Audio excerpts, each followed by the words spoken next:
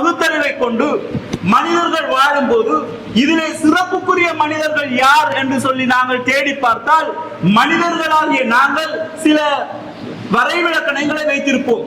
ஊருக்குள் இருக்கக்கூடிய அரசியல்வாதிகள், இவர் பிரபல்யமானவர், விளையாட்டு வீரர்கள் பிரபல்யமானவர், விஞ்ஞானி பிரபல்யமானவர், ஆசிரியர் பிரபல்யமானவர், தொழில் ரீதியாகவும் வியாபாரம் ரீதியாகவும் அதிகாரத்தின் மூலமாகவும் இவரை ஒரு சிறந்தவர் என்று சொல்லி நாங்கள் எங்களுக்குள்ளே சில கணக்குகளை போட்டு வைத்திருப்போம். இந்த கணக்குகள் மூலமாக நாங்கள் போட்டு வைத்திருக்கக்கூடிய லிஸ்டின் மூலமாக ஒரு மனிதன் சிறந்தவனாக ஆக முடியாது. அல்லாஹ் தஆலா உலகிலேயே மிகவும் சிறந்தவர்களாக இரு பெண்மணிகளை கூறுகின்றான். நாங்கள் சமுதாயத்தில் சில பெண்மணிகளை சிறந்தவர்கள் என்று சொல்லி நினைத்து வைத்துக் கொண்டிருப்போம். உலகத்திலேயே முதலாவது பெண் பிரதமராக வந்தவர் அவர்தான் சிறந்தவர்.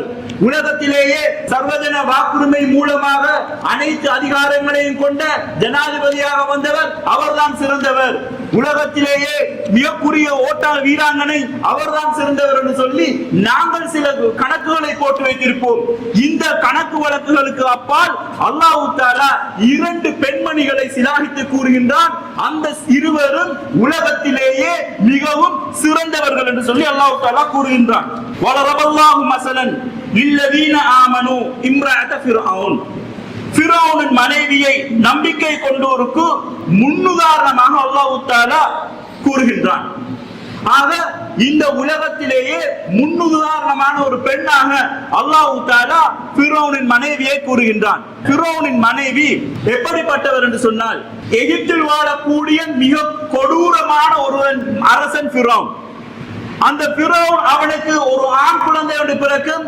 அந்த ஊரிலே பிறக்கக்கூடிய ஆண் குழந்தை மூலமாக ஒட்டுமொத்தமாக உனது சாம்ராஜ்யம் கருவறுக்கப்படும் என்பதை ஒரு ஜோசியன் கூறியதை நம்பி ஒட்டுமொத்த சமுதாயத்தில் பிறக்கக்கூடிய ஆண் குழந்தைகள் அனைத்தையும் பிடுங்கி கொல்வதற்காக அவன் கட்டளையிடுகின்றான்.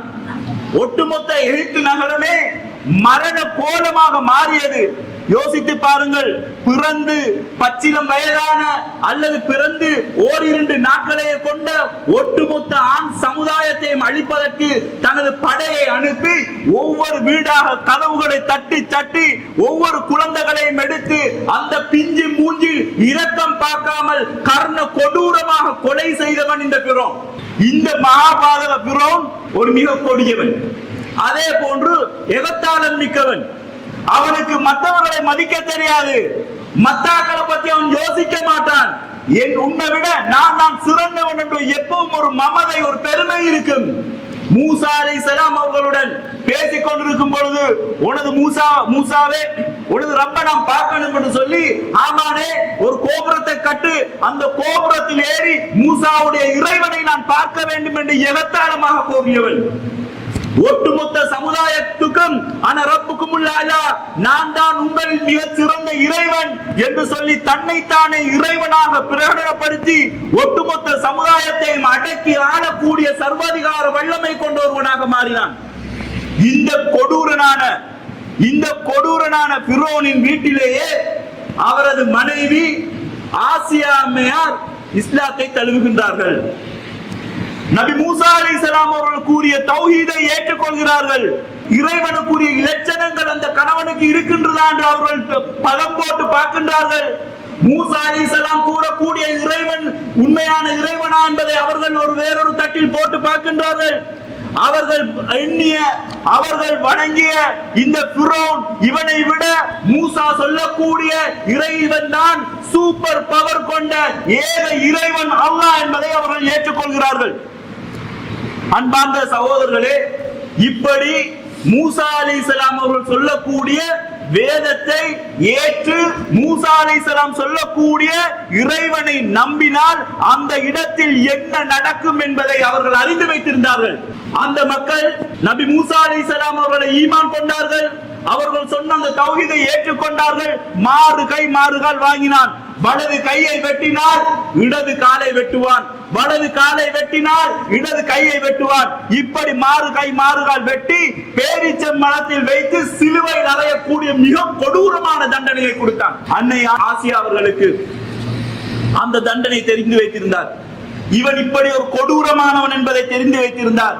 ஆனாலும் அவர்கள் ஈமான் கொண்டார்கள். அவர்கள் ஃபிரௌனை நம்பவில்லை. அந்த ஆடம்பரத்தை அவர்கள் விரும்பவில்லை. அவர்கள் அரசியாக இருந்து புகழ் பெறுவதை விரும்பவில்லை. அந்த சமுதாயத்திற்கே முதல் பெண்மணியாக இருப்பதற்கு அவருக்கு எல்லளவும் விருப்பமில்லை.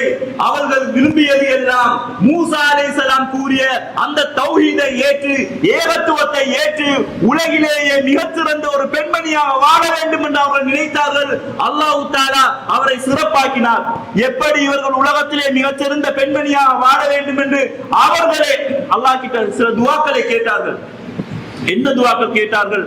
وَضَرَبَ اللَّهُ مَثَلًا لِلَّذِينَ آمَنُوا امْرَأَتَ فِرْعَوْنَ إِذْ قَالَتْ رَبِّ ابْنِ لِي عِندَكَ بَيْتًا فِي الْجَنَّةِ وَنَجِّنِي مِنْ فِرْعَوْنَ وَعَمَلِهِ وَنَجِّنِي مِنَ الْقَوْمِ الظَّالِمِينَ. என் இறைவா, சொர்க்கத்தில் உன்னிடம் எனக்கு ஒரு வீட்டை எழுப்புவாயாக. அவர்கள் கேட்ட துஆ, யா அல்லாஹ், உனக்கிட்ட சொர்க்கத்தில் எனக்கு ஒரு வீட்டை தந்து விடு. ஆக ஈமான் கொண்டு அவர்கள் கேட்டது சொர்க்கத்தில் அவங்களுக்கு ஒரு இடம். இந்த ஒட்டுமொத்த உலகத்தையும் விட, இந்த ஒட்டுமொத்த உலகத்தில் இருக்கக்கூடிய சுகபோக வாழ்க்கையை விட, அரசனின் மனைவி என்ற அந்தஸ்தை விட, ஒரு ஜனாதிபதியின் மனைவி என்ற அந்தஸ்தை விட, முதல் பெண்மணி என்ற அந்தஸ்தை விட அவர்கள் விரும்பியது சொர்க்கத்தில் அவர்களுக்கு என்று ஒரு மாளிகை, சொர்க்கத்தில் அவர்களுக்கு என்று ஒரு மாளிகை, அவர்களுக்கு ஒரு வீடு. இந்த பாக்கியம் எனக்கு போதும் என்று சொல்லி அவர்கள் ஒரு துஆ கேட்டார்கள். இந்த ஃபிரௌனும் அவனுடைய கூட்டத்தாரிலிருந்து, அவனுடைய சித்திரவதையிலிருந்து என்னை யா அல்லாஹ் காப்பாற்றி விடு என்று சொல்லி அவர்கள் கூறினார்கள். அல்லாஹ் தஆலா அவரை நம்பிக்கை கொண்டோருக்கு முன்னுதாரணமாக ஆக்கினான். அவர்கள் கேட்ட துஆவின் பிரகாரமாக அல்லாஹ் தஆலா நம்பிக்கை கொண்டோருக்கு முன்னுதாரணமாக ஆக்கினான் என்று சொல்லி நாங்கள் அல் குர்ஆனிலே ஆசியா அம்மையாரை பற்றி பார்க்கின்றோம்.